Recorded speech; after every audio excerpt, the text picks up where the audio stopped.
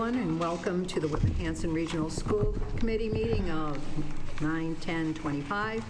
Reminder, we are streaming and live on WHCA TV. Would everybody please join me in the Pledge of Allegiance?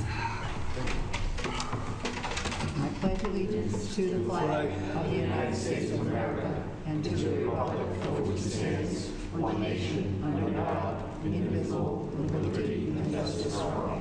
Thank you. Okay, anybody for public comment? Nope. Okay. Look at So approval of meeting minutes from August 20th, 2025. Motion to accept. Second. Approved. Hey, Peter. Okay. So, all in favor? Okay, and I'll abstain. Okay. Ready for me? Yes, I am. Awesome. You have a lot. I do. First, just update, the student advisory elections are Friday. I don't know, I haven't gotten involved in how many kids might be running. As you know, the school committee has a group of 5 students that represent the student body as a whole in the district. The student council has put out a memo for students to, if they want to run, and if there are more than 5 that have submitted not applications, but their name to run, the election will be Friday. So they will be at the next meeting in October, okay, and be able to form their, who's going to be their spokesperson, XYZ, after they're elected on Friday. Opening day. So as you know, kids are in session. School's been very good. Teachers reported on 8:25 in the Performing Arts Center, and we had a very good opening with staff. Not a lot of professional development. That day, it's not a lot of reading. Sometimes you see online, or if you watch teacher TikToks, they're in professional development for 6 hours on the first day. We try to get folks in, acclimated to what we need to have done, and then send them back to their buildings so they can start preparing in their classrooms. They have faculty meetings, XYZ. This year, because of the budget constraints, we usually have had a barbecue and T-shirts, and a speaker in good times. We chose not to do that and give the teachers time for themselves in the classrooms, and we had some pretty good feedback on the fact that they were able to do some things on their own in their buildings and get their classrooms together. Students came in on Wednesday, the 27th. It was a very nice day, no rain, it was really nice. I want to shout out to both PDs and both fire departments for their greetings of students walking in, a lot of high fives, a lot of smiles. Certain students, every year, there's a young man at Conley that comes dressed in a suit. It's great. Support animals were out and about. Nola was in Whitman. Ziva was in Hanson. And again, it was a very good opening. Not many issues with buses, especially going home. The drop-offs were pretty good. The drop-off at school, and then the drop-offs at home were pretty good, so not really any major issues, no delays on the busing. And we're rolling. Did the short week the first week, the short week the second week, and we're in school. Nikki and George have a little update on Countdown to K. I had mentioned in August of the Countdown to K presentations that we did across the district, and I'll turn it over to them. All right, so first, just if I can provide some context for what Jeff was saying. On opening day, when everybody came in on the 25th, some of the highlights were that we had 15 new professional staff this year. We always say that people come, people go, but the door's always open, but we welcomed 15 professional staff. Some of those were professional staff that had been with us as either long-term subs, or some of them had been up to a 3-year teacher in another building. But with some of the cuts that we had to do last year, they were relocated because they might have taken over for a retired person, or they might have, we might have had an opening with a long-term sub, so we took someone who changed over our budget, we made our cuts. But 15 official new professional staff were welcomed. We recognized staff for their years of service, and we're proud to say that we have 9 staff who've been in the district for more than 30 years. So that says something. I'm sorry, I just want to make sure that everybody at home listening understands that it doesn't, when it says 15 new professional staff, that just means that they've been in the district for, this is their 4th year, not that they're new staff. No, They're not new hires. New hires? Yep. Yeah, we had to because... Because why? Well, we lost all those Then that would be my positions. question. Right, we lost those positions, but Okay. we also had positions that we had to fill.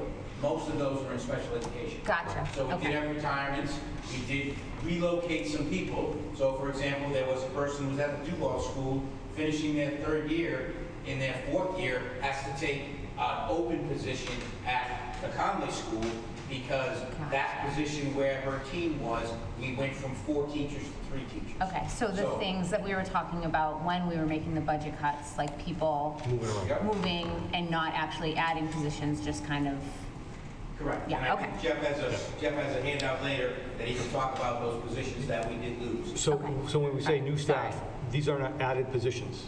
These are replacing people that left. okay, I just, yeah, But, yeah. For one reason. Thank you. right, okay. Thank you for the clarification. Sorry, I just wanted to, No, it makes sense. New hires, not new positions. Correct. Very good. thank you, Glenn. So we have, like I said, 9 people who are over 30 years, and then we have 87 staff who also went at some point in their educational journey to Whitman-Hanson. So some of those students went K-12, some of those students went K-6, K-8, just high school. Well, we're happy to say that we have 87 of our staff who are also alumnus of the district at some point in their career. So that's a credit to them, and it's a credit to both towns and the district as a whole. And those 87, that includes all different roles in the district, but again, I think it speaks to how people feel about their communities when you want to come and give back. So we wanted to highlight that as well.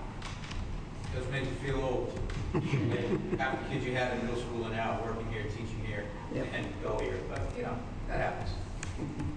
We also mentioned and talked about at the August meeting, Countdown to Pay, and I asked Jeff to have a little bit more time, so there are some people I need to thank, and I wanted to be able to share some pictures as well, because I think that really captures this program. So Countdown to K is a new program that we added this year for an orientation program for our kindergarten students. One thank you goes to Karen Downey, principal at Conley School, who talked to me about this in spring of 2024. And she had heard about it at Bridgewater Framingham. And it so happens that my son, who's a sophomore in college now, was the first class of kindergartners in Bridgewater to do this program. My second son, who went through Bridgewater, I was the parent volunteer for this program. So when she brought it to me, I was like, this is something I can do something with. But there wasn't enough time in spring of 24, but I said, let's do this for 25. And so we did. And the first event that we did was the baby animals and friends at Channel Farm. This, for me, is a special event because this is also the place where our students who receive individual education program services 18 to 22 do their internship. So at this place, a special place here in Hanson, our youngest learners and our oldest learners are now having a really amazing experience and opportunity. So I really was thankful for this event and this time. I was thankful for Jordan's parking skills because it's a tight space if you've ever been there. So thank you to him for helping at that particular event. The second event, which again I'm going to say, oh, I love this, but I love them all, but I do, was our field day event here at the high school. And as you can see in the picture, it was our Whitman-Hanson football team that hosted this event. So shout out to Coach Patello because he organized with his football team, and 2 football teammates were assigned to 10 different stations, and then 2 others took the kiddos around. And it was just a fun community event and experience for the kids to be a part of. And again, another thank you I need to publicly is to Coach Patello for making that one happen. The last event, and at that event, at the number 2 event, at the football event, the students got their Countdown to K t-shirts, and you can see it in our little friend down there. Yes, that does say the class of 2030. No, I was trying to read it.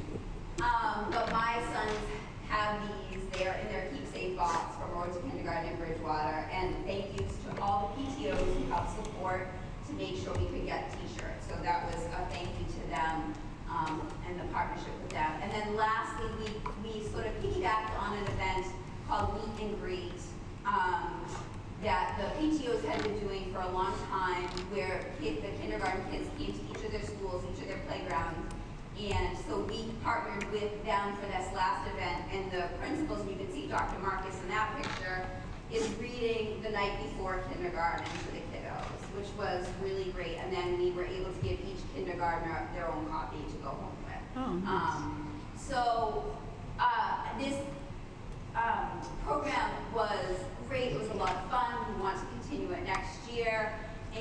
But one of the best things, and I remember this as a parent, I received a lot of wonderful emails, but one in particular that stood out was like, I know this wasn't as much for the parents as it was for the kids, and I was like, that's what I remembered when it was my first. By my second, I was like, well, what have I got fine? But my first, I remembered that feeling of being like, what's going on? And so George and Jeff were joking because I sort of became the kindergarten person. I was receiving all these emails, but it was great because you know what? Those emails had to go somewhere.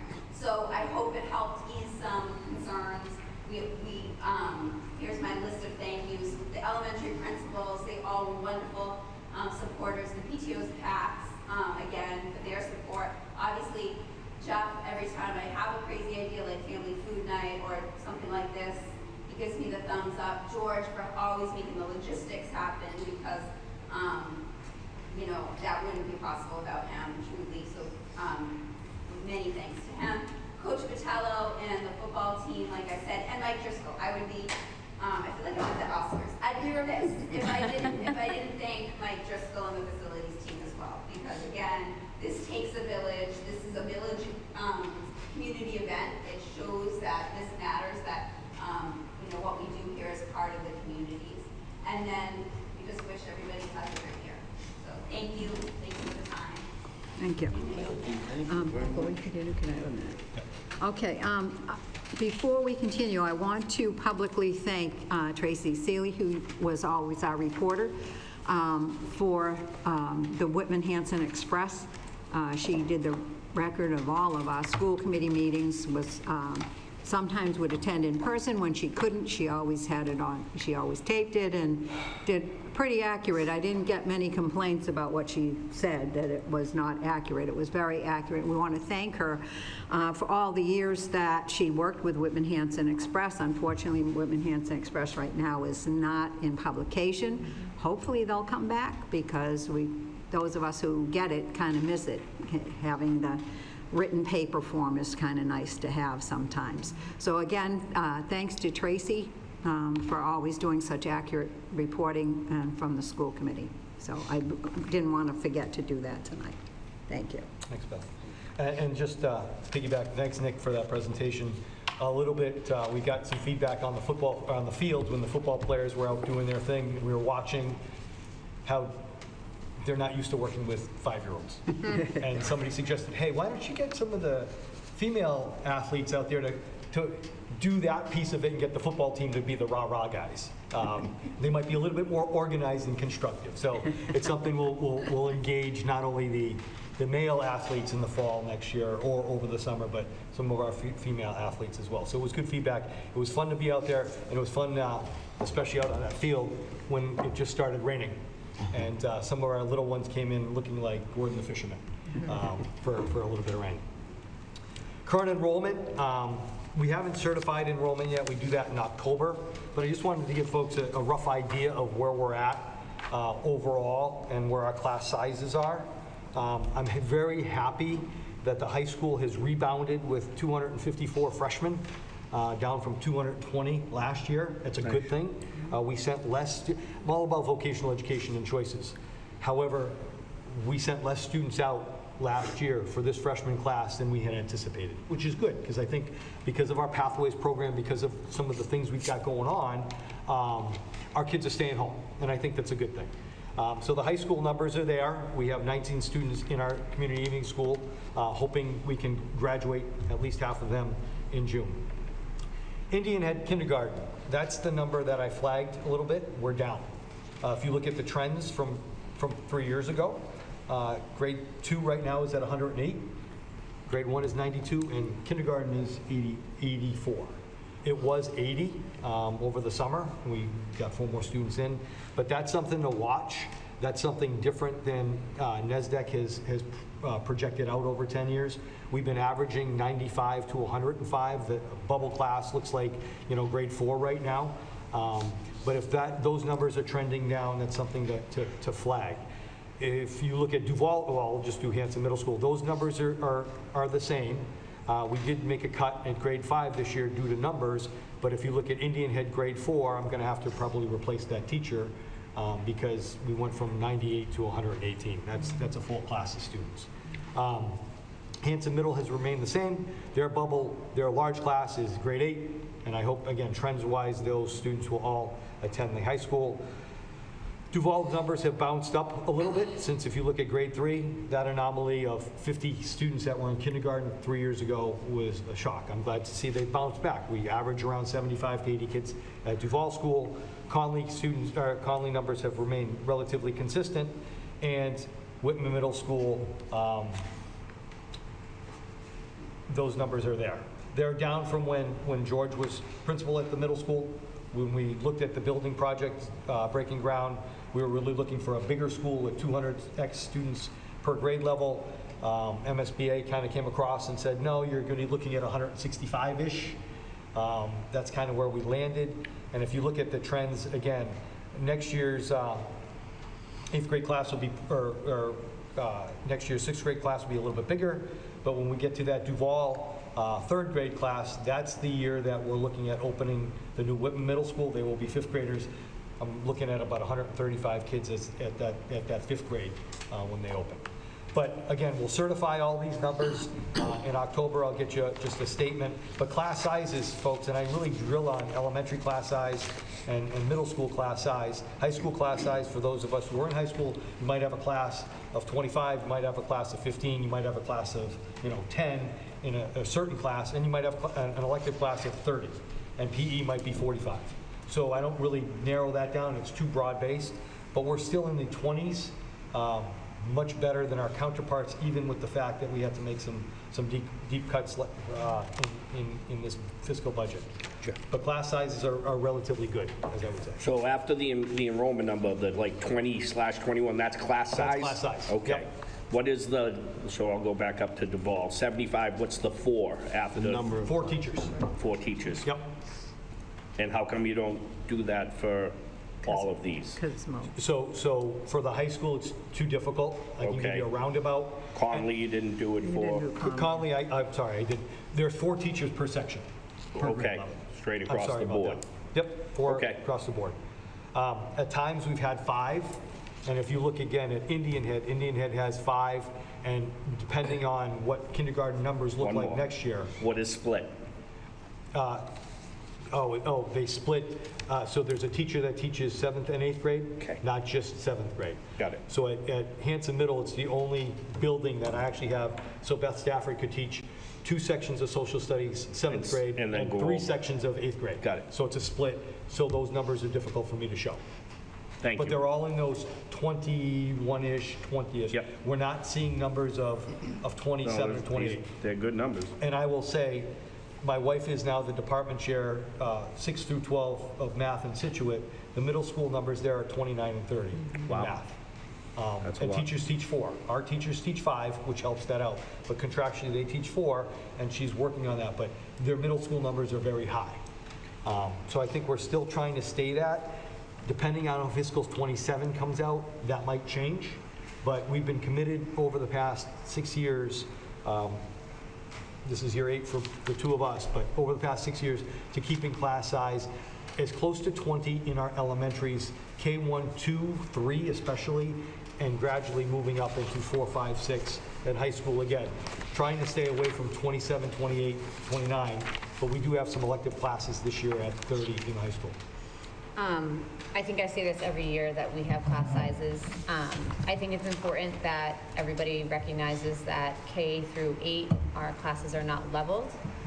So when you get to the high school, even though electives might be higher, still not ideal, you are more likely to have a group of 25, but they're all basically at the same level. Whereas a class of 22 in grade 2, they're all at different places, and that teacher's got to manage all of those bits and pieces, and I think that's really interesting. In other districts, like I teach in Pembroke, they start leveling kids in 5th grade. I think it's terrible. I think kids grow so much, so I'm not suggesting that's something we do, but it makes it easier, and I wonder if Situate's the same way, Right. when you have 28 kids in front of you who are accelerated, right? Whereas we don't do that, so that's another piece of why keeping these class sizes, the sizes that they are, is really, really important, because the teachers need to be able to get to all of the kids, and if you're upping it, you know, even by 3. I mean, I listened to a school committee meeting and someone was like, oh, it's only gonna go up by 3. 3 kids makes a big difference when you're going from 22 to 25 or 25 to 28, so. Any questions on enrollment? One more. What's CES? Community Evening School. That's Okay. our alternative high school. Students can enter that after 16. Awesome. So we really try to prevent dropouts and expend, and we've had students there. till Is there a they- tuition for that? No, Okay. no. No. Do we have numbers on the postgraduate program, or is that not included in this? This is not included. I can Okay. get you those numbers. too. Okay, just 'cause I was curious. No, we can do that as well. Thank you, that's a good question. I don't have preschool either. Okay, You know, I usually don't provide, because they're fluctuating. Right. But, any other questions on enrollment? And again, we'll certify that in October, depending when the state wants to. It's supposed to be October 1st. Last year it was end of November before they certified numbers. I did put a reading item. It's not necessarily an agenda item, but it goes to enrollment. Choice numbers in your packet. We have 76 current school choice kids attending Whitman-Hanson, which is revenue, which will offset any of our tuitions going out in this fiscal year. I don't know how many students are actually out yet, because we don't know where their choice until we get actually a bill from that district where they're attending. The minimum money that will come in through school choice is $5,000 per child. It can go up to $13,500 depending on the special education program that they might, or their IEP is written. Any special ed student is usually around $7,500. And just as far as school choice goes, if there's a student that attends us as school choice and they need special services outside of the district, the home district pays for that. That is not on our dime. The home district pays for that, and their home district is invited to an IEP meeting or a team meeting. So that money does not go from us. Any student that's in a collaborative or an out-of-district is not a school choice student on the taxpayers of Whitman-Hanson. These are students that attend here. And you'll see they're from all over, and I, again, thank the committee for allowing me to keep our own kids home for students that move, and also allowing us to look at a K-11 school choice program, because it does bring in some revenues for us that are beneficial as we close out. I can present more on school choice as we get, if we want to, in the spring when we look to reopen, if we do.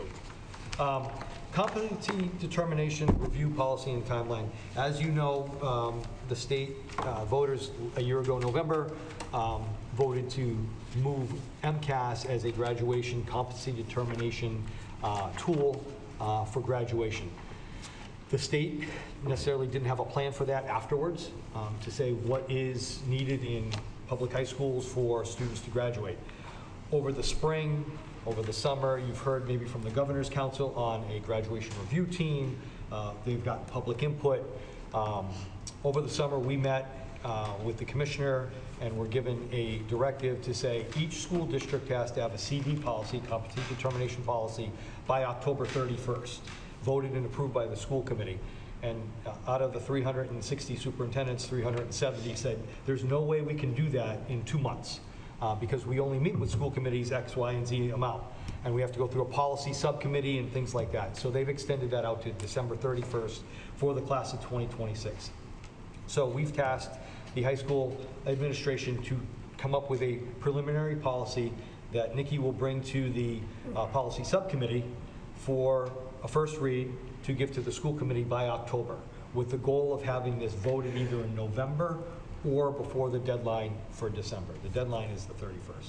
We'll have multiple school committee meetings before that, but we're looking at a policy that really sticks along the lines of our program of studies already, meaning our core courses we follow Mass Core, which is part of the graduation requirements. We're not looking at another assessment. We're not looking at mid-years and finals.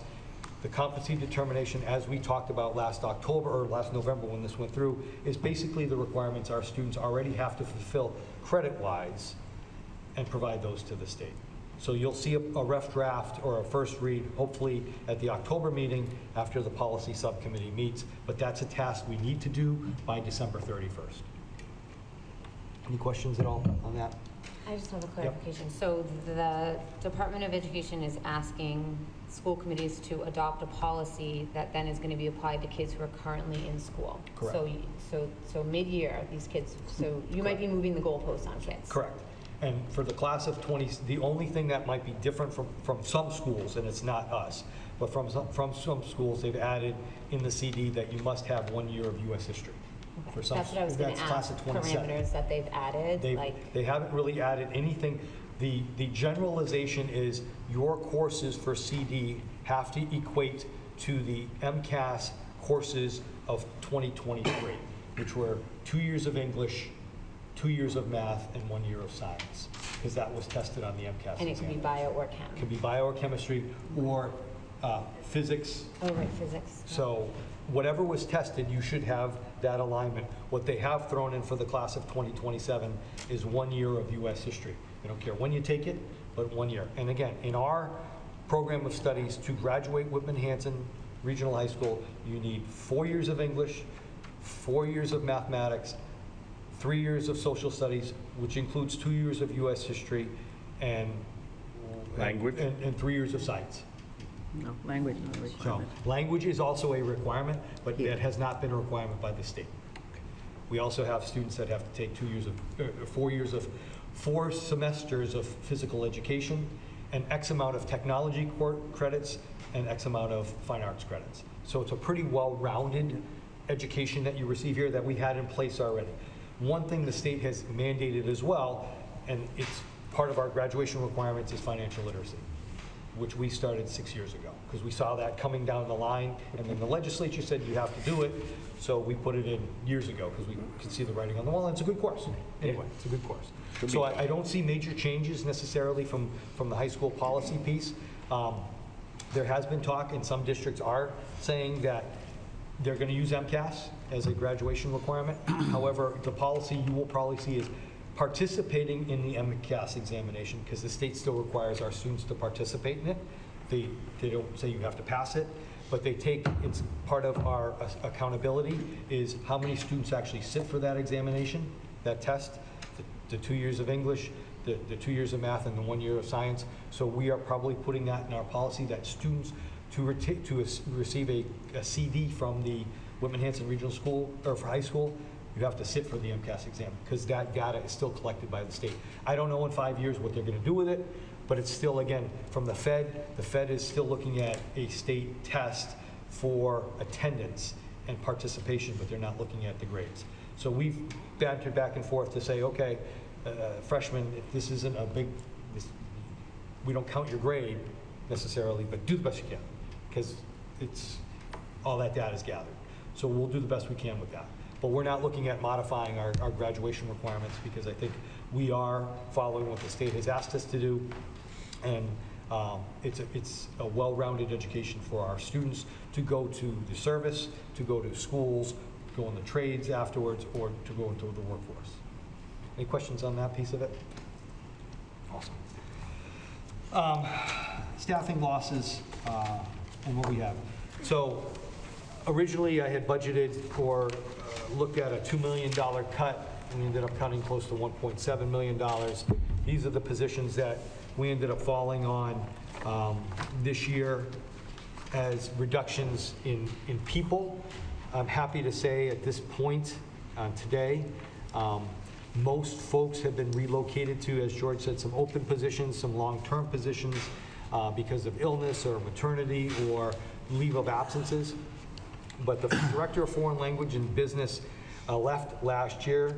We kept her teaching position there, but we eliminated that leadership position. The principal has taken over those 2 departments for department meetings and needs of that department. We did lose a high school administrative assistant. If you go to the high school office, we're down to one person now. We used to have three. When I started, there were three in 2010. We have duty people, high school teachers teach 5 classes, have 1 preparation period, and have a duty.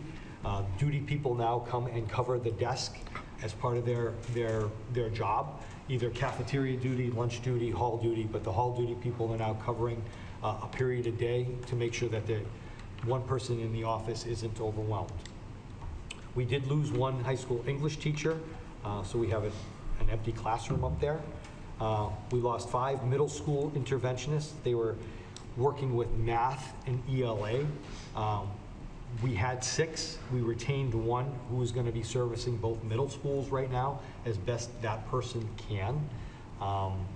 We did lose 3 teachers in 5th grade, 1 at Conley, 1 at Duval, and 1 at Hanson Middle School. And if you look again at the enrollment numbers for next year, we might have to make some changes and move some people around again. We did lose 3 related arts teachers. The 2 technology teachers, 1 at Hanson Middle School and 1 at Whitman Middle School.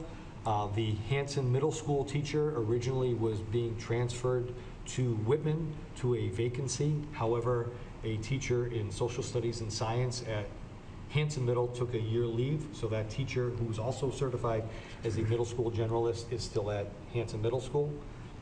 And we did lose 6 elementary paraprofessionals who were working in the elementary school with their interventionists. We did retain the math interventionists and the reading specialists at the elementary schools. So those supports for WIN and for our neediest students are still there. And as I said, we did cut curriculum by 200. Originally it was 300,000, and we did cut $250,000 worth of athletic. Basically, it's personnel, and the athletic director who was here in August shared with you his plan to raise funds. I'm happy to say we have had a slight decrease of participation in some sports. However, he said user fee collection was up from last year even. So the systems he has put in places and the stipulations about when you can move and those things. So he is collecting fees that should cover the costs of those athletic cuts. Jeff, the 250, is that after the user fees, or will the user fees? The user fees should complement. Come off of that 250, Correct. okay. Correct. So by increasing the user fee from the 250 that we used to have. Sure, to we can bring that 375. number down. Correct. The other piece, and I will just shout this out too, because of that, we did sign an agreement with South Shore Voc Tech to support our athletes with transportation. Tom Hickey emailed me over the summer and said, I might be able to help you out with some transportation costs. I know you for a student, so we worked out a deal with Tom, and that should cut down some of our transportation costs, again, to offset some of the costs for athletics. As Bob said in August, we don't support athletics through the budget anyway. I mean, some schools have $1.5 million athletic budget. I mean, our athletic budget is and I can say this as he said it publicly, our athletic budget as a whole from the district is the cost of the Hingham High School budget. Hingham High School hockey budget. Hockey, one sport. We've done a lot of fundraising and things, but that's an area that we've had to cut. But the user fee should offset that cost best we can, so that no sport will be cut. And I think, right. You're right.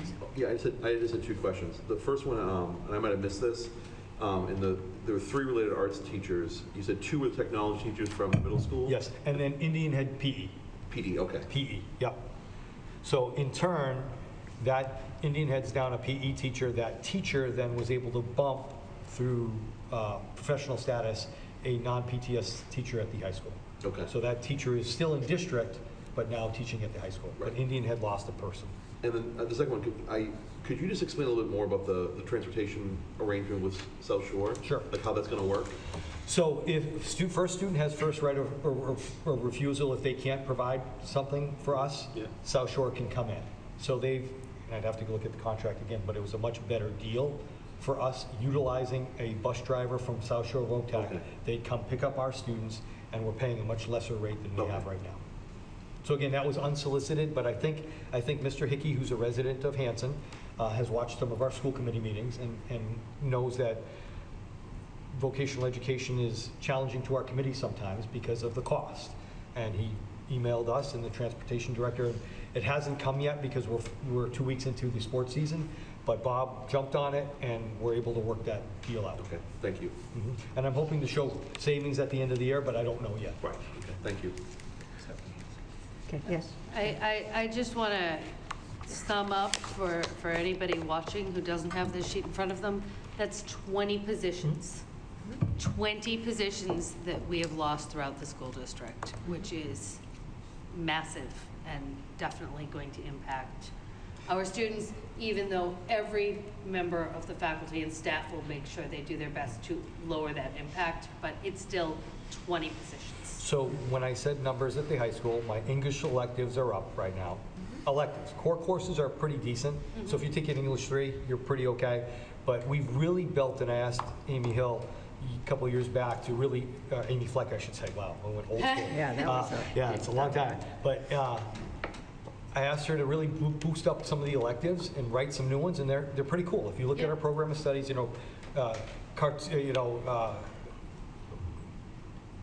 there's women in Graphic fiction, novels. graphic novels. I was going to say comic books, but they're not. They're graphic novels. They're really kind of cool. And our social studies electives are up. Because 2 years ago, I cut a social studies position as well. So we're looking at enrollment, and we're trying to balance and be as efficient as we can. But this hurts. And the area that I'll speak to, and Desi put out a prelim on accountability, and we have yet to review that. The prelim has just come out today. But we're making some gains with our middle school students in particular, and I think our elementary students with the IDA win, with the additional focus in on data and our data specialists bringing information to our interventionists to say, Mr. Boyce is struggling in this concept. Can you work with him? And the data is there. And the interventionist during WIN will work with Steve on that. And we've lost that in the middle right now, some of our most needy. So again, trying to build back some of these things, looking as efficiently as we can with our numbers, and that's why I showed you the numbers that we have. As enrollment goes up and down, and people ask, well, enrollment has dropped, why can't you just cut staff? Well, because it's very different. And depending, like we see, a third grade at Duval, I did cut staff. When they were kindergartners at 51 students, I had 4 teachers. Now, I didn't know they were going to be 50 in September, and I just didn't pull a teacher that year. But the next year, we went down to 3. And now, if you look at it, we've kept that 3 through, but when they go to middle school, I can't just reduce a teacher because that's going to be an uneven. And when I say split, those are the challenges that we have. 118 here and 105 here. So with Cindy in 5th grade at Hanson Middle, we have 98 kids. But the next year, she's going to have 118. Do you know what I mean? So those are the challenges with the ebb and flow of numbers. When it's consistent, it's pretty nice. And again, the flexibility of the high school schedule to be able to have multiple sections of teachers. But when you're in the grade schools or you're in a smaller school like Hanson Middle where you don't have that flexibility, it becomes pretty challenging. So it's not all cut and dry. Here, just cut a 7th grade teacher because that will affect the looping of that. So again, as we progress through, that's what we have right now. We do have some people out on long-term illness, and instead of cutting that teacher, that person came in and filled that spot, so I'm not paying unemployment on that. And that was one of the concerns going forward. Yeah, I got 3 quick questions. Sure. You mentioned in regards to the athletics that Mr. Bob Yep. Rogers had said, that overall signups are down. Yes. Are we receiving any feedback on the increased athletic fees being the driver of that being what's going down, or? No feedback yet. No feedback. I'll wait till this season is over, and if someone hasn't paid their user fee and Bob won't let them go out for the next season, that's when we'll hear. Right. You know, I think right now we're still in that grace period of sports started, you know, the first opening night was Friday night, we're 2 weeks in as we go forward. But people are down in certain sports, and we've seen a decline in football especially, and I don't know if it's head injury, whatever, but we've seen a decline in numbers. But volleyball had cuts this year. Some of those students went out to cross-country. Cross-country numbers were down a little bit, and I think maybe because I don't want to pay $350 to run, I'm not sure. Boys soccer was up from last year, so it's a little bit of flux, and we'll see in the winter. But we still had, you know, our numbers are in girls soccer were up, and our girls volleyball numbers were amazing. It's almost too bad we have to have cuts. It used to not be there, but that's a very popular sport right now. Second part was, you mentioned transportation assistance from South Shore Vocational Tech. Is that specific to athletics? Yes. The assistance with moving Yes. Student athletes from A to B? Okay, great. And then lastly, as Stephanie said, this is a 20 position reduction. Correct. How does that correlate to actual lost heads of actual personnel? Like how many, I understand we had to cut 20 positions and that some of those people had to be moved around to different positions and whatnot. That does not mean that 20 people in the district lost jobs. Do we have a number of people in the district who lost jobs? Right now, after the shuffling of folks, I believe three. Three. I have 3 people on unemployment because of that. Okay. Thank you. That ain't bad. Just for my own, is coaching a paid position? Yes, Of all sports? yes. Okay. It's stipend in, if you want to look at the contract online, every coach, varsity, JV, and freshman are paid positions. Okay. We do have volunteers, and the volunteers are paid by the boosters of that. And it's budgeted as athletics or payroll? It's budgeted in athletics, but it's Payroll. Okay. Yep, by sport. And you'll see 5 different tiers, 5 steps, and the amount of coaches. Okay. I'm sorry, just to clarify real quick, you said there's stipend, there is no, I would assume that the athletics director is a full-time position. It's a paid position. But we do not have a full-time employed football coach. He's a stipended position. Stipend position. Thank you. Yes, and the other person that comes out of the athletic budget, and Bob was talking about Corey, our trainer, he's not in the contract. We used to have that position in our contract. It was part teacher, part trainer. That went away through a cut after that person left. Ideally, I'd love to get that back. But again, it's a paid position, you know, where it is. And Signature has helped us out quite a bit. Sorry, one other thing related to that. When Bob was here and talking about that, one of the things that I brought up was, is there some, do we know if that is a CTE program, the Pathways program or whatever, that is available? I know we can't have here a CTE program that is run by one of our member schools, you know what I mean? Do we know if sports medicine or, you know, whatever that CTE program would be called is something that is offered by one of our member schools? And if it's not, is that something we could talk about researching and adding here?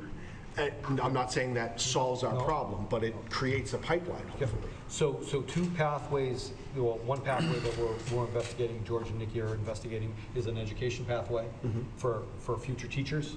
The piece there, we have a health pathway. I have to dig in to see if there's a component of that or an offshoot to see where we go with that pathway. Awesome. Okay. Anything else? Okay. Beth and I actually took a call, and in your packet is the 22 audit complete. But Beth and I got on the horn with Jennifer, our auditor, with the group to see where we're at. I will say we are waiting on the 23 management letter from them, which we will then respond to, and 23 will be closed. We have opened the portal to input data, and we've added a significant portion of the 24 information to that portal, which hopefully will be closed, or that will be receiving and reviewed by them in the next couple of weeks. And we've also opened, or we haven't opened the portal yet with the audit firm, but we've significantly put information into OPEB for the 25 audit. But we're far away from that audit now. But 22 is done, 23 is significantly complete as far as data that we presented. Now we're waiting for them to review.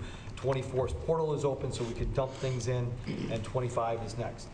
It's significant because it's going to affect our bond rating to go out for the middle school loan that we're going to have to get bond in February.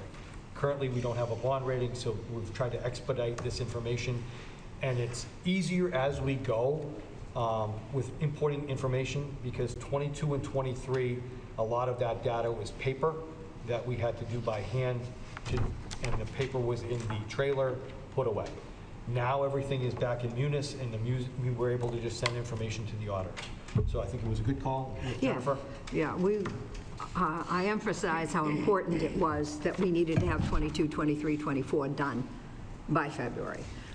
She was saying, that they're busy, but they'll, do that, and kept understanding that, kept reiterating that we need this because they're requiring us to have up to 24, not 25, don't have to worry about that, but through 24 done. At first, the bond people said 22 and 23, and then all of a sudden it included 24.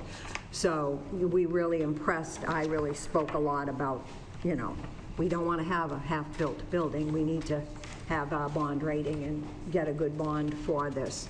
And they assured us that it will be done. So hopefully it will go better. It seems 23 was much better than 22. It took about a year over a year to get 22 done. Not just on our side, but on the auditors too. So it was a little concerning, but they seem to really understand that they need to move too and everything. Yes, Steph? The short-term loan that we took, Yes. is that up in February? I thought it was up earlier than February. No. It's February? Okay. Yeah. All right. Yeah. So we have, part of that next is paying off the short one. Right. And then going out. Yeah, Yeah. I just wanted to double check on Nope, that. you're right. I was thinking it was Yeah, this year. yeah, no, yes. No, that's why it's really And important. I was a In little fact, panicked. Yeah, no, so was I. That's why I wanted to make sure I was on the phone call to make sure, she understood the panic was not just with, Jeff and George talking to them, it's with the school committee on the whole and wanting to get things done and done right. And so, that's why, and we will see with this new company coming in, the need for the business office. We couldn't have Stephen do the everyday work for a region which is huge and do the audit too. It would never have gotten done, never. So that's why we, have John there to do it. He finishes in October, but everything should be inputted by then, and just the other stuff can be, anything that needs to come after that can be submitted by whoever's in the position to do so. Okay, and then the recommendations that they're making, are those things that we are implementing or working on? We will be. We will, Yeah. yes. So my next piece is going to be talking about some of that.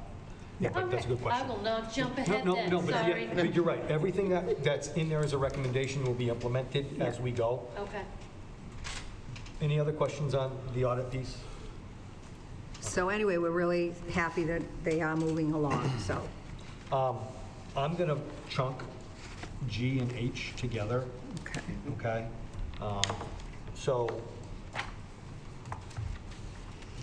couple challenging couple of weeks. As you know, I sent an email out about a resignation from the Director of Business and Finance. So we put out on Indeed, and we also put out on School Spring to solicit for the position. We did receive one certified candidate over the past month for that position. I do have a bid.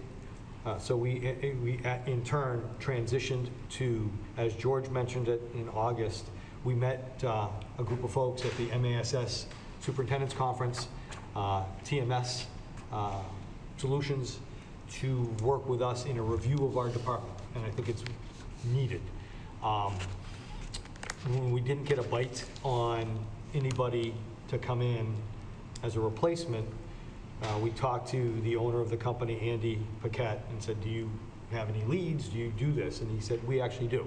So we went through a bid process 2 weeks ago, or a week ago, where we solicited 3 bids for service to take over our business department for the next 6 months. TMS was the successful bidder, and I am working on a contract with our attorney right now for them to be our support system through January. Their bid is for 5 days a week, 8 hours a day, at $12,000 a month, which is a reduction from what we currently pay.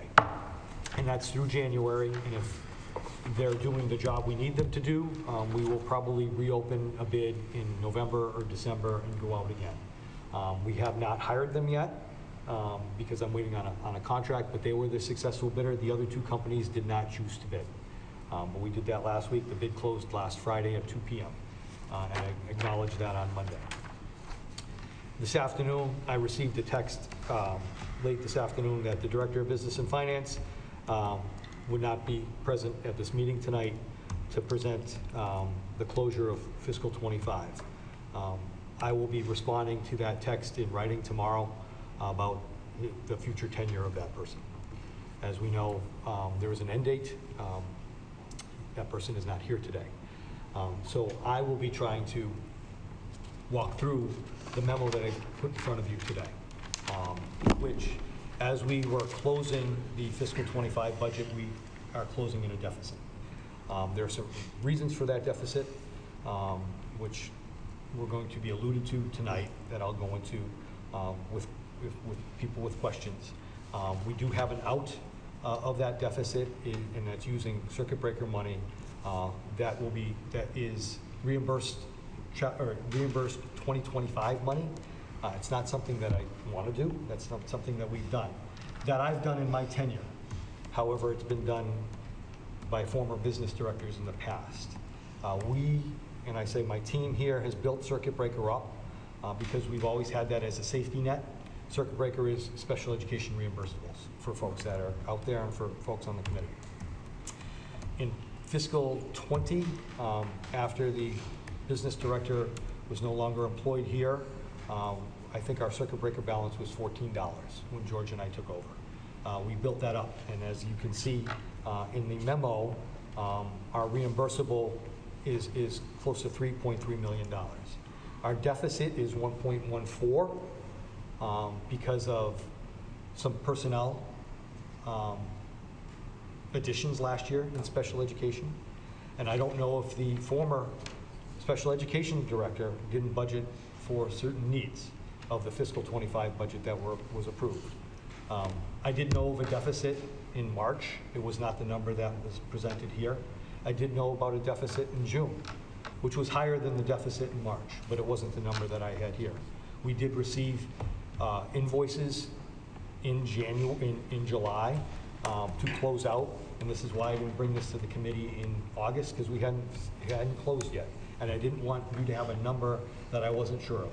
But now this is the number that we're aware of. Moving forward into this, after we balance this fiscal '25 budget, our task in our office right now is to review every line and every number in the fiscal '26 budget to make sure it's accurate. And I'm hoping it is. And I don't know.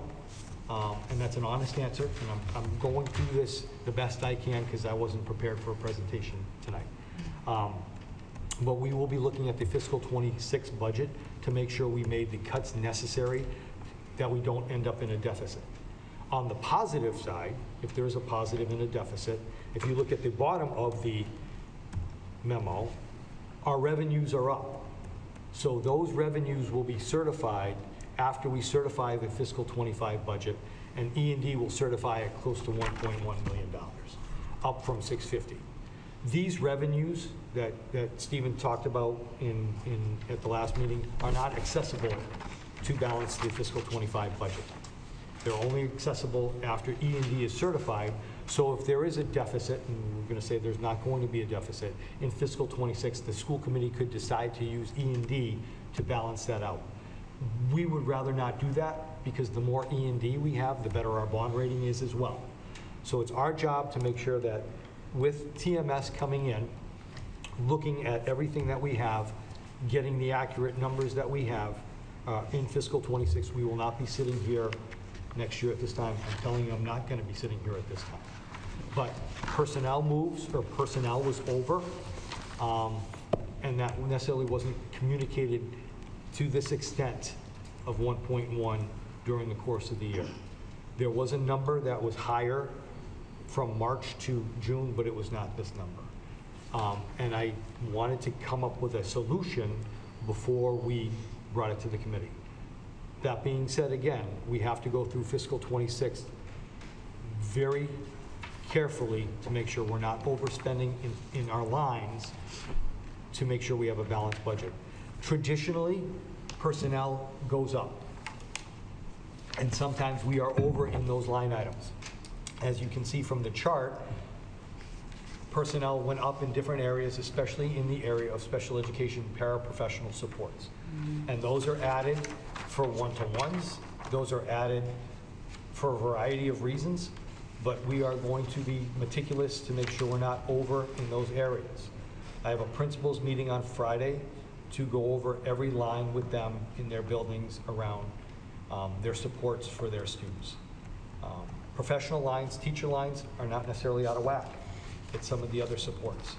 Our out-of-district placements are not necessarily out of whack. We did have some insurance costs that were up. I want to make sure that the insurance increases are covered in '26. Does that mean we might lose personnel in '26? I hope not, but I'm not taking that off the table right now. We will do everything we can to make sure their classroom instruction is not affected by any deficit in the '26 budget, but I'm not sure. And that's an honest answer I can give you today on the 10th of September. I want TMS, when they come in, and the report that I got from them is they're available next week. I just need to have a contract signed. We'll go over with them where we're at and do a review of '26, and they're simultaneously going to be doing a review of our systems in place to make sure the systems we have in place are sufficient for the regional school district. If I look at it from my point of view, we are in need of people to support our business office. We have a $64+ million budget. I have a director, I have an accounts payable person, I have an HR person, and I have a payroll person. I used to have an accountant. We have a person in there temping as an accountant, but we used to have two accounts payable person and an accounts receivable person. This is in the back. So I don't know if they're going to come out with a review saying that you are running efficiently, but you need help. But this is where we're at right now, and today what I'm looking for is an approval from the school committee to authorize the use of circuit breaker funds from the 25 reimbursable to cover the deficit in fiscal '25. I'll make that motion. Second. Okay.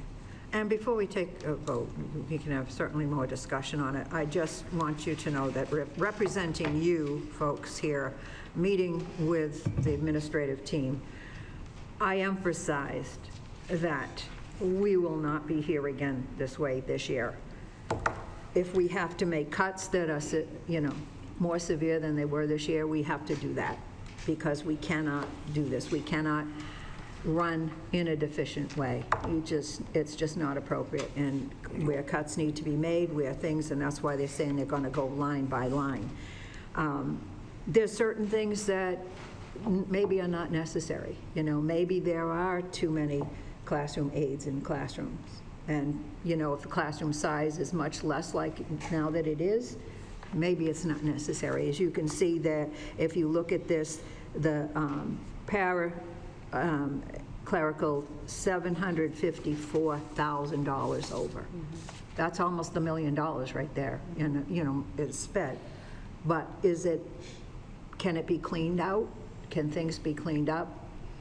And that's what I spoke to Jeff and Nikki and George about, that we need to be looking at that. And not, because that's where the big money is. You're looking at, what do we do? Insurance and stuff, we all know, we all have insurance. And it's going up and up and up every year. But we need to make sure we estimate correctly. and, go do a higher estimate if you need to not be this happen again. Yes, Steph? Do we have to approve the whole thing? Can we approve through December and see where the dust settles between now and then? No, Or- because it's for 25, and to close 25, we need to approve this. Otherwise, we can't close 25, we have to have it closed. It's supposed to be closed actually by now, right? But we got an extension. It has to be, yeah, Oh, Yeah. the year would help on that. yeah. Yes, How much do we have in circuit breaker right now? that's on. So you're gonna- That's this number here? 3.3. That's the balance? We'll be And how coming. much you asking to take out of it? 1.1. And we've So, committed $2 million less than- of this circuit breaker into A 26. third of Which it. we always commit. I didn't hear that, sorry. So we always commit part of our reimbursable for Yeah. the next fiscal year. So we'll try to put this money back. So at this time next year, you're going to see probably $3.8 million coming back to the So district. we're just floating it. Yeah, kind Every of. year is that. This is not a comfortable position. No. Because the $268,000 is, if I have one move-in, I have a problem. A move-in for an out-of-district. Yeah. This is not where we want to be. No. But what I am saying is that at this time next year, when we put out our circuit breaker reimbursable, we will get the money back and hopefully build that Back. number back up. Up And and not more. put it into the fiscal Okay. You're saying we're going to get the 2 million back? No. No, the 1.14. Okay. Yeah. Yeah. I have a couple of questions. Yep. Because I don't know if I'm reading this document correctly. It's a little confusing. So, well, especially when you teach high school English, let me tell you. So the number 2330 and then 2331, so non-clerical paras and assistants Yeah. and sped paras and assistants. So Yep. together, those are almost $900,000, right? Yep. Yes. And that's a lot. I don't know if this is possible to be answered, but it looks like expended through March, like what happened in January, February, and March that $1 million was spent for the non-clerical paras and assistants. So I guess my question is, those are classroom paras, support classroom paras, correct? But are they sped paras? Or could they have been and they're just put in the wrong spot? Because we're talking about being deficient, right? And not, this is not great, but I'm just wondering, is it, like, to me, when you see this spike in the middle of the year, did 6 kids get put on plans who need now support in a classroom and we can't do anything about that? Yes and no. Okay. So a couple of, I don't have a specific answer, but I'm giving Sure. you a broad-based.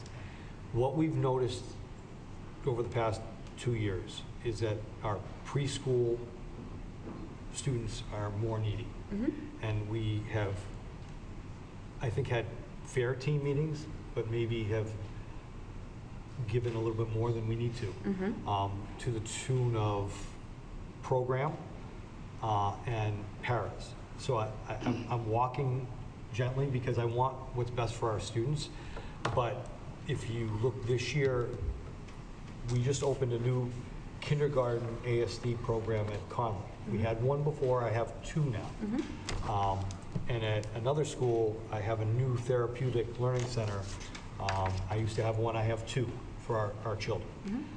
Those are not necessarily budgeted items in the budget, but when the plans come out that we need that, that's where we are. So we're shuffling things around as efficiently as possible. Right, and I think that's kind of like the gray area here, right? I think if you're just looking at this from a business standpoint, this is not really great business, but if you're looking at it from a working with kids standpoint, right?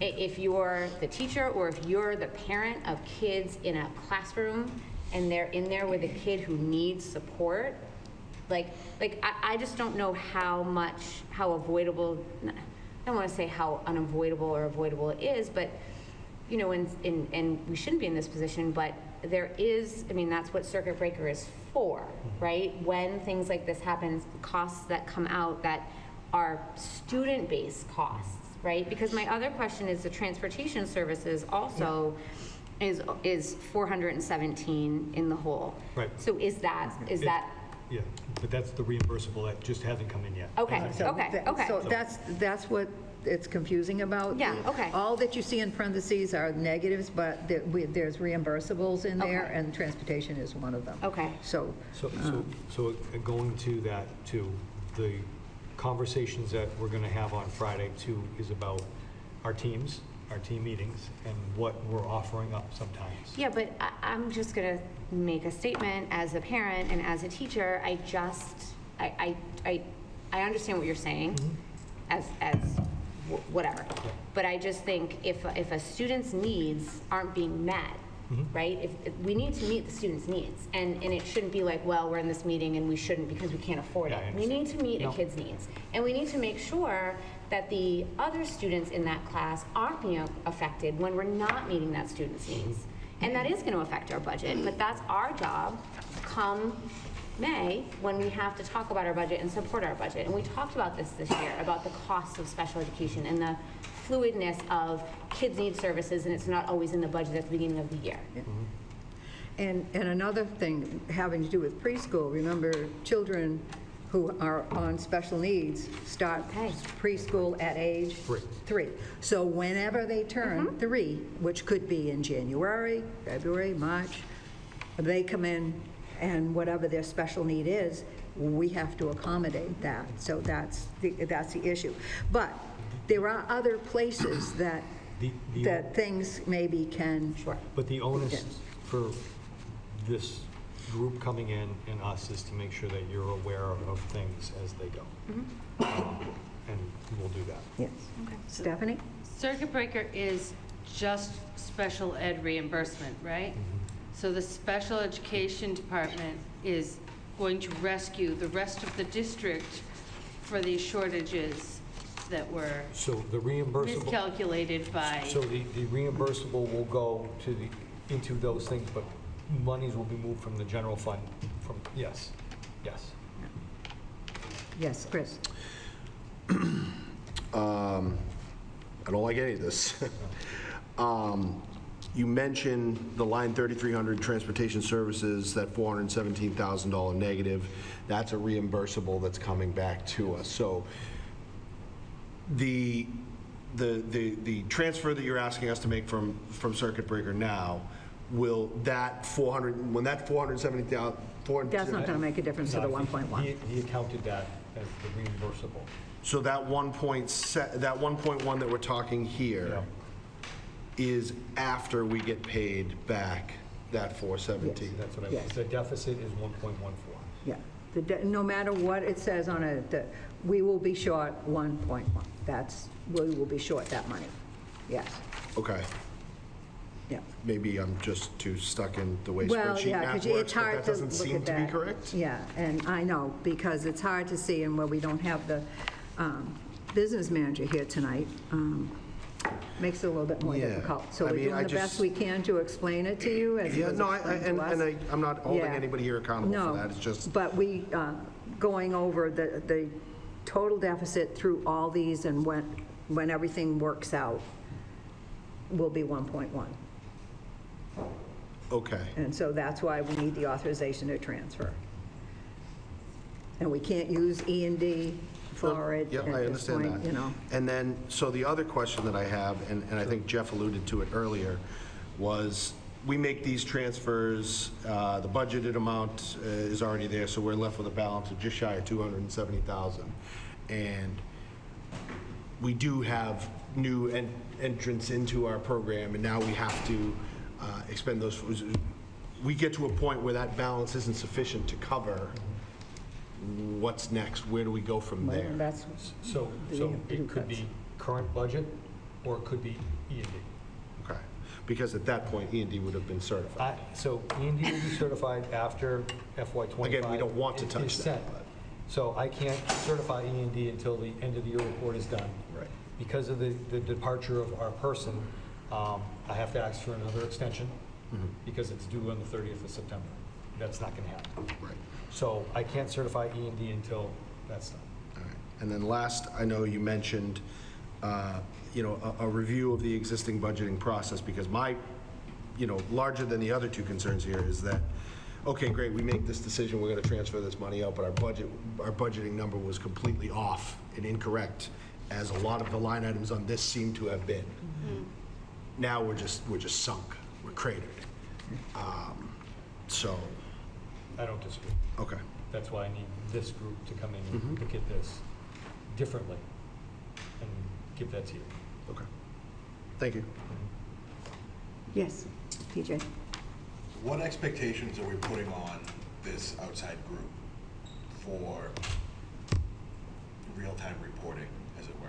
Because we got line item transfers in June from the person who's leaving that included transfers in these wildly out of whack line items with no mention of the fact that we were possibly looking at a deficit. So what's the expectation for the contractor we're hiring to take over in that regard, to keep us advised? It's real time. So when we meet with them on Monday or Tuesday of next week, I have to show them what we have, get that review and look at 26. They have to do the 25 end of the year, but the expectation is I need numbers in real time. Payroll numbers and line item budgets now, or line item numbers from the units. And if there's a deficit, it's going to show a deficit, and if there needs to be a transfer, and there's always going to be transfers depending on, different lines, because they're not necessarily accurate when we approve them, but it's in real time. The contract itself is they're coming to one school committee a month. If there's more than that, there's an additional charge to that, but if we need that, we have to pay for that as well. And I want to say that, given the committee my promise, that I'm going to keep on it, and I'm going to let you know when this deficit's personally, because I had spoken to the administrative team that I'm going to become more involved in looking at things to make sure that we're, if there's starting to be a deficit, okay, well, what are we going to do once we see it starting happening again? Because we cannot do this next year. We can't. So, and if it means, that we have to cut some things, then we have to do that. And I'm not even talking about presentations to the two towns. I'm talking about what do we have to do here amongst ourselves before we even go to the towns. We need to correct ourselves, and that's what we're doing. So that's what we're starting to do. This company, I'm placing a lot on this company. I will be meeting with them also. I have told Jeff that I want to sit down with them and explain what we need as a school committee too. And just as far as reference, they've worked in Duxbury, Middleborough, and Dayton, Rehoboth. Those are the schools locally that have reached out. They were in Belchertown, they were in Carlisle. They worked at the Collaborative for Educational Services, which is out in Western Mass. Hadley, Lee, I can't even, never even heard of this. Leicester? No, it's Lee, Tyrinningham, which I've never heard of that one there. Lee Tyrinningham? Yeah, Watertown, Middleton, and Greenfield. So, And you did speak to Duxbury and stuff, and they had really good luck with them. Stephanie? Just out of curiosity, since the numbers were so off by the person who prepared this, how much trouble are we expecting to be in with all of the new contracts that we've just agreed to, that's- or that we agreed, are we well budgeted for the, Unit A contracts that we've already negotiated and B, C, and D that we're working on? I don't have an answer. Okay. I think we are, but I'm looking at this now. Yeah, we were, so we hope. It sounds like we didn't have good information to work from, which might be part of why some of the decisions might have been made that were made. So I'm just curious. So, all right, thank you. Any other comments? Okay, then we need the vote to authorize. We already have, so I'll take the vote. All in favor of authorizing the transfer? Okay, so one, and against is just Stephanie, okay? Thank you. Okay. Hillary, do you want to talk about the regional agreement? Sure. Okay, so in your packet, this is our draft of the regional agreement. we are asking everybody, it's a reading item for our next meeting in October. And so the idea is that you all will read it, take a look at it. This is what, 5 years of work? Yes. Probably. And so I think that that's important for you all to see and understand, because our meetings, we have taken a lot of care and thought in all of the parts of this and the implications to both towns. No one wants to, so our goal is to, let me look at my notes, but basically we want to get this sent off to DESE in November. And then have it on the town meeting floors for May for approval. A lot of the stuff that maybe has been changed or we decided to keep the same was run by you, if you will. I think the biggest thing that was on everyone's mind was transportation. We didn't touch transportation. You'll find that it's the same. And the committee, the RAC committee, decided, you know, we probably spent a couple of months talking just about transportation, and ultimately we came to the decision that we were going to leave it as is because of the financial climate of both communities. And, you know, we didn't want to put all this work into this and have it get voted down in Hanson, and now we're back to the drawing board. You know, just so everybody knows, the RAC committee has 4 voting members, and those voting members are 2 school committee members, so myself and Chris, and then 2 select board members from Hanson and Whitman. And so we are the 4 voting members. We do have finance committee members sit to consult, but the rationale behind that is that the 4 voting members are members who are elected by their constituents, and so they have their constituents' interests in mind. The select boards are going to present this month as well. We will reconvene after our October meeting to see if there's feedback. So I'm just asking that you all read this and go through. If you have questions, or if there are things that you were like, absolutely not, this is not a great idea, you know, we can talk about those in October. Hopefully there isn't any of that in there, so. Can I just ask a quick question? Sure. Hopefully. What is the current capital? Because I see that it's $10,000 here. It was 5, right? It's Yes. 5? Yeah. And so, just hopefully, you know, I mean, I'm okay with this. I just hope that the towns understand that we're going to need to increase our budget if we're not going to go to them with everything. Yeah, and I mean, Jeff can agree with me here. I think the 2 biggest things that were on the table for conversations were transportation and capital costs. Those, I would say, over the last year, those took up a lot of our meetings. And so again, the proposal that we have here was not, you know, we've been working on this for a long time. Yeah, so, I was just curious what it was. And yeah. Yeah, it was $5,000 when the original agreement was in 1991. And I think Costs have gone up. 4 years ago, Right. Mr. Lynham, who was sitting here, and was like, you know, if you average it out, you know, it should increase a little bit. But, Yeah. Just a little bit. Thank you. Yeah, okay, thank you. book surplus.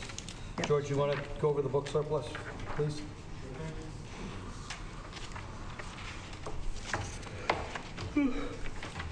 Sorry. It's a long day. So this is a declaration of surplus for the old AP psychology books at the high school. The AP changed format. The books we were using did not align with the new AP psychology test at the high school, so we had to get new books. So these are the surplus ones, so they will be removed should you accept this surplus memo. Motion to accept? Second. All in favor? Okay, approved. Thank you. Thank We you. have 2 donations. I'm going to read the Indian Head donation. Dear Whitman-Hanson Regional School District School Committee, the Rockland-Hanson Rotary Club, I almost said Rockland Whitman-Hanson. Rockland-Hanson Rotary Club has reached out to the Hanson PTO on August 22nd, 2025, informing us that we have been selected as a recipient of the Rotary Club International District Grant. This grant is part of carrying out the key objectives of the Rotary Club service model, including promoting literacy. The club matches the denomination requested through the grant application, and the funds are carried out through the service project for the receiving organization. Through this grant, each fourth grade student at Indian Head will receive a $15 stipend to be used at our annual Scholastic Book Fair. This year, the PTO will be hosting the Scholastic Book Fair at Indian Head the week of November 17th through the 21st.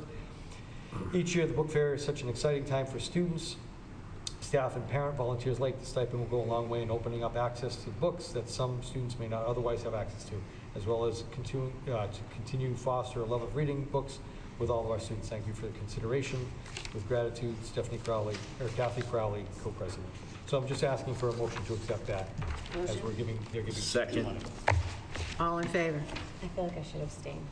I have a fourth grader. I'm gonna abstain. We'll look the other One way. abstention. And we have another donation, and I see Mr. Sword is in the audience, so I'm sure if you don't mind. Peter, do you want to speak to this donation? Very nice. I want to thank Stephanie for letting me know this meeting was tonight, because I wasn't aware of it previously. What information do you have? I have your letter written to Bob. Okay. $7.5 million. As a first installment. Thank you. I'll take All right. 1.1.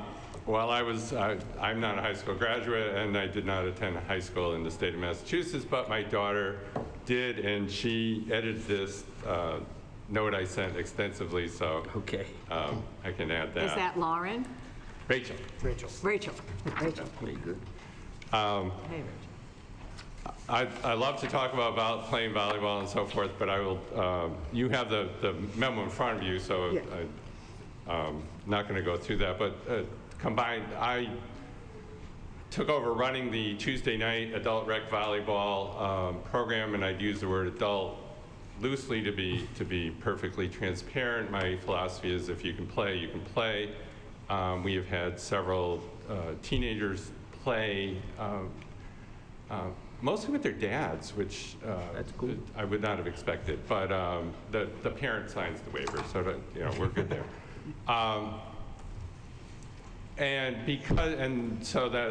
I've played since I moved to Whitman about 30 years ago, but I took over running it a few years ago, and was able to build it up after the pandemic, and honestly, we run at a surplus. And because of that, and because the equipment the volleyball equipment is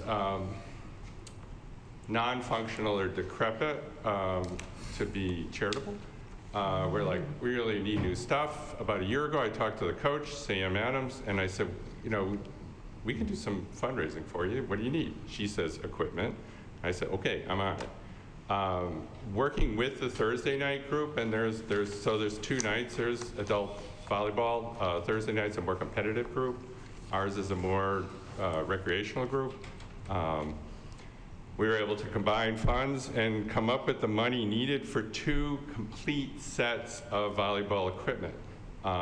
That total is $6,800. That equipment arrived today, thank goodness, because last night I found that there's 2 poles on the ends. One of them has a ratchet mechanism to tighten the net. We're down to 1 working ratchet mechanism. There had been 2. It does not work. So we're down to 1. So it arrived today. We would donate that. It's the same set that our team bought I don't know how long ago. And the set they bought is put aside for competition only. So we're happy to donate that. If the coach wants to, take a brand new set that arrived today and put the set that they're using into use, that's fine with, I would do the same thing if I were the coach. So in addition, a year or 2 ago, my group, the Tuesday night group, bought new nets because the gym nets are horrible. And difficult to set up. And so with this donation, I no longer need to keep those. Happy to donate those. For this donation, we have a couple of requests. First of all, that we can use the equipment. I know there's stuff put aside, and don't put our stuff aside and force us to continue to use the old set. That just makes sense. The other is a change in the status of our group to a fundraising group. It says on the form I fill out to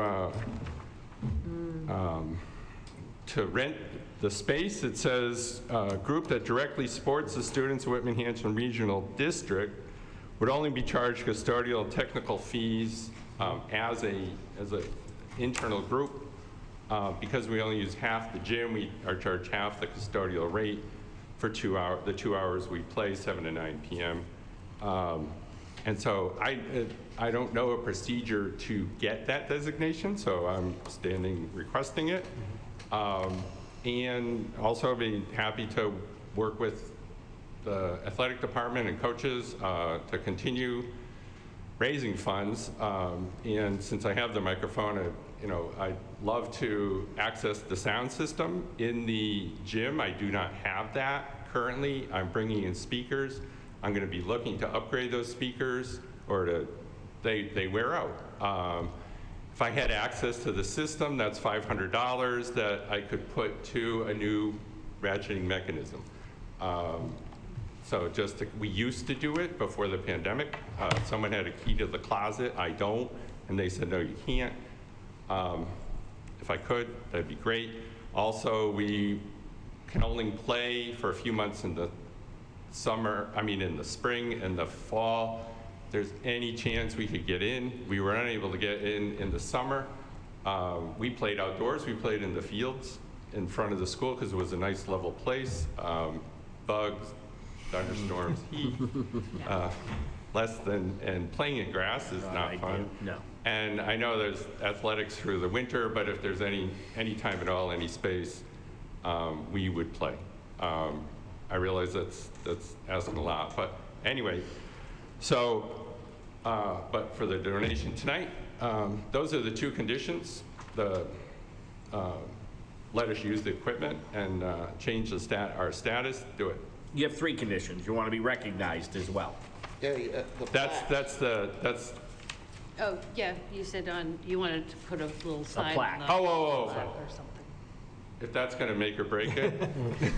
I forgot about that. Just so you say it. That's true, yeah. Just We so are it's going to said. put something on and say donation I think so. Which should be, which should be. Yeah, sorry, I forgot about that. Yeah, donation of, and Yeah, I want to ask a question. Absolutely. probably we'll redesignate ourselves as Friends of Panther Volleyball, Perfect. so it will say donated by FP. Okay, I'll take a motion, and then we'll have questions. Motion to accept. Okay, questions. I have one. What is the current rental fee right now? What do we charge them right now? Do you know what you As charge? an internal group to Whitman-Hanson, we're only charged the custodial fees, so it's $50 an hour.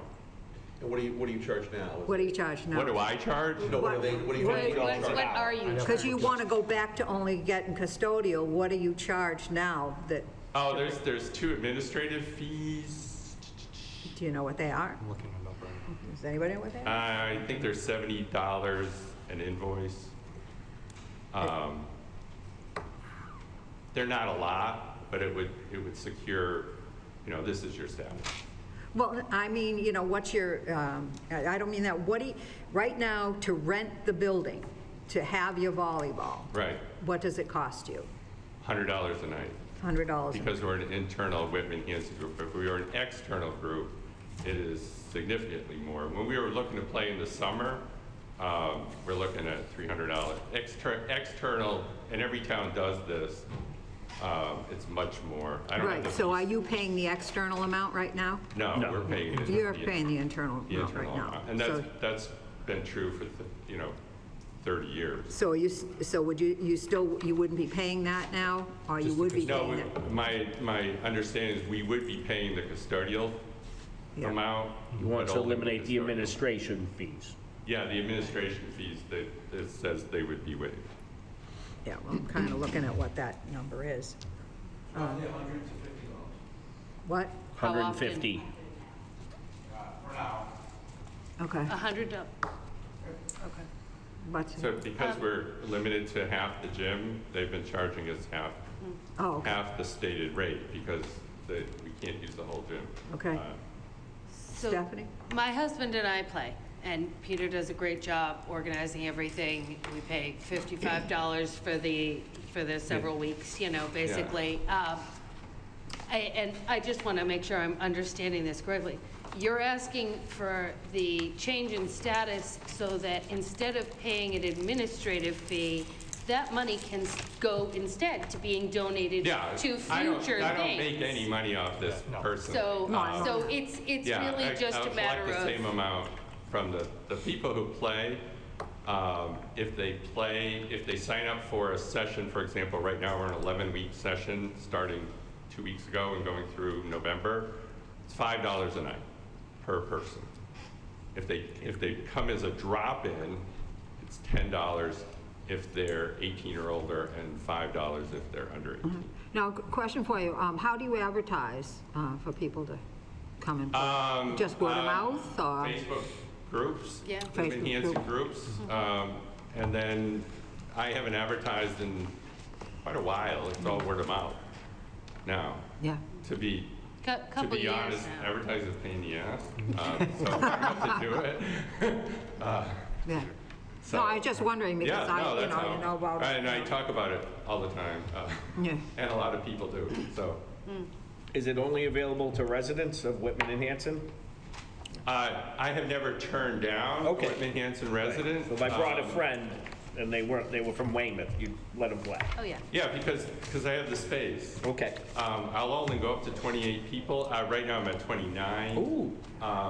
Because it was a circumstance I had to let another person in, but I've never turned down Yep. anyone from Whitman-Hanson. And, so it's like that. But yeah, it's a Anyone can play. Supplement out, yeah, with additional people. Excellent. I just have a question Yes, for Jill. Jeff for facilities. So if, I'm just trying to wrap my head around this. So if you become an internal group, so technically the district Yeah. makes more money off of groups that are not internal, right? Yes. So how do you make sure that you're not going to get bumped for an external group, I guess, right? Who approves it? So if, They have to sign up. Yeah. is it just like you first come, first serve? Yeah, it's building. Okay, so there's not a hierarchy of we're going to make more money off this, they're requesting this night, this guy's requesting the same Well, we night? have to, we reserve it Yeah. for. Right, I understand that, but what I'm saying is, what if there was an external group that, a club team wanted to come in and from Weymouth and wanted to use our gym for their teams, and they can make $300 a night instead of $100 a night? Is there? Or that- now zero. Huh? Or now zero if this Right. happens. Well, Yeah. we're still paying the custodial fee. Yeah, no, that's Right. okay, Yeah. yeah. So that's my question, is there someone who looks at it and says, we're gonna take this one and say no to this one because we make more money this way? Talk to the Or is it operations first come, guy. first serve? George? headed- So, yeah, the building use comes to me. This Okay. did not come from me. So, but what I'm saying is that Mr. Sword's a good guy, his daughters are great kids, have their own school. This is going, I think you need to think about this. No, I'm not saying I'm against it, I'm worried about someone knocking his group Him off. off because they- That's what I'm There's a saying. certain time every year to sign up. Yeah. There's a certain time every year to sign up. Okay. And when those signups come in, whoever reserves it, reserves it. The only time that people have been knocked out of an event is for a school event that always takes precedent. Okay, But Mr. Sword's talking about a lot of different things here. So I'd ask if you're gonna approve something, please approve it individually. Because we're talking about keys, we're talking about sound systems, we're talking about summer, all of those things have implications. Yeah. No disrespect, I No, think it's I don't have to. Just- no, I'm just saying, I'm No. just saying, eventually, at the end of the day, whatever takes place here runs at some point through my office. I just did, which is fine. But Right. there are implications that take place with building use. Right, and I think that tonight, we're only doing this. Yeah. We are not No, that's talking fine. about the That was- sound, we're yeah, not just- talking about just- summer. Since I had We're a not doing anything microphone, else. yeah. Yeah, yeah. Airing the windows. Yeah, I know, yeah. Once you get up there, you want to spout Yeah. it all, right? But yeah, just the donation and Just this. the Because remember, we said we're going on all the budget this year and looking at everything, and maybe external fees, what we charge for people to rent our building and things like that. So, we're keeping that in mind, okay? Remember? All right, so we do have this there. Any more questions? All right, all in favor of this, please raise your hands. Okay. All right. Thank you, Peter. Thank you. Thank you.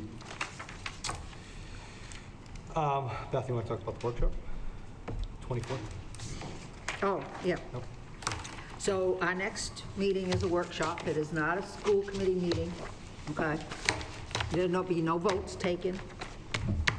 Sean, our representative on school, for the MASC, will be coming down to explain what our duties are, what everybody's duty is, and about open meeting, since we've had a couple issues. He's going to be discussing that, too. So it'll be, him discussing things and explaining what our job is. You can have, we will have questions and answers, of course. But we will be making, I want him to do a presentation, is what I'm saying, okay? I want us to all be listening. We're all going to hear, so that we all hear the same information. So somebody can't say, well, I heard this, or I heard that. No, we're going to hear one person telling us this is his job. This is his job, his everyday job, is to give us these rules and regs and what we do. So hopefully it'll still be at 6:30, and it'll be here. Or are we going to do it in the common room? Do it here. I mean, we could do it either wherever you want to do it. We'll let you know where it's going to be, Common here, room up in is- the common room is- on the is second quieter. floor. Sure. Okay. Might be a little bit more a round table type thing, might be a little bit more, better for us to do that, but I hope everybody will be there, very important, so that we all hear the same information. So let's try to make it a successful workshop that we all get something out of, I hope. Beth, is it a workshop or a class? Because it sounds like it's going to be a class. No, it's a workshop, but he's giving us information and then, but we call it a workshop. I don't know, you can call it a class if you want. I feel like in teaching, like you go to a workshop, you're learning something. It's a presentation. Yeah, it's a presentation. Presentation. But we can ask questions. So, but I mean, we can't, there's, it's not necessarily a class type thing that we're going to, I mean, he's going to be teaching us and training us, so yeah, I guess it is a class. He's going to be teaching us. Okay, so it's not something that we're going to come out with a finished product Oh, no, no, no, afterwards no, or no, no. anything This is along those information on lines? what we are supposed to do as a Okay. committee. Is he going to also cover how to, because I know we've got a policy subcommittee, but procedures and that type of thing, that'll be Yes. part of this too? Yes. Wonderful. And Thank so you. if he doesn't cover something, ask the question. Oh, I will. Thank Okay? you. Oh, I will. I've talked to him, I'm gonna talk to him again this week and explain to him, that, if somebody has a question, about, but he should know all those answers for Yes. us. Okay. Okay? Great. Be able to Thank you. find him out and tell us. So, that's his job. We did this about 6 years ago, too. Yeah. We did it. Yeah, given the number of issues that we've had with open meeting law, I think it probably needs to happen a little more often than every 6 Well, years. you normally, like you guys who are new, normally do the charting the course, and that's all covered there, right? And I think just because of everybody, the way the elections worked, have you guys done it yet? But, Doing it in no, October. But, Right. but the people who the open meeting law has been issue with were not the new people who were on the No, committee. yeah, So yeah, you're right. I just think it, yeah, we haven't been on long enough to actually get our hands slapped on something, but, No, I'm training just you well. pointing out. Got it. Okay. And then the conference, if you still are interested in registering for the conference, the MASC conference, let Jen know. In October, you'll have to vote a voting member on the, But we don't have to have. you a don't vote. have to have a voting, sorry. But there'll be proposals. Every year, MASC comes up with a list of proposals that people vote on. And as a committee, usually you have one person that's a spokesperson. Those proposals haven't been sent. I haven't seen them yet. But it's a variety of different things that MASC is going to be presenting as where people want to take a stand on as far as policy in the state. And unfortunately, they don't put them out early enough Right. so that you can look at them and, we have to rush through them, to vote. But you don't have to go to every day of the conference. If you can make it one day, if you can make it just Friday, and that's when the vote is taken on the policies, it's on Friday. If you can make it, one day or 2 days, whatever, just let us know, and we'd like to have you there. So because of the conference, we have to change the November school committee date, because the date right now is during the conference, so during conference time. And 4 of us will be going, right here, or 5 of us. So we won't be here. So the school committee meeting was, well, it's correct on this. The 19th will be the meeting? Yes. Okay. It was the 12th on our old schedule, on our old calendar. We had the 12th because that's the second Wednesday of the month. Got it. So now it's going to be, this time it'll be the third Wednesday. Okay? And it won't interfere on the 5th. We moved that so it wouldn't interfere with conferences that people Yeah, might attend. yeah, so we moved it back. Okay? That's all I got. Is everybody all right with that? Yes. So, okay, so hopefully that's enough Public time on comment. that. Do we have any public comment? No, you're good.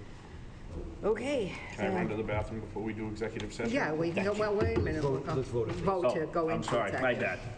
Give us a minute. Okay. Can I have a motion to go into executive session, please?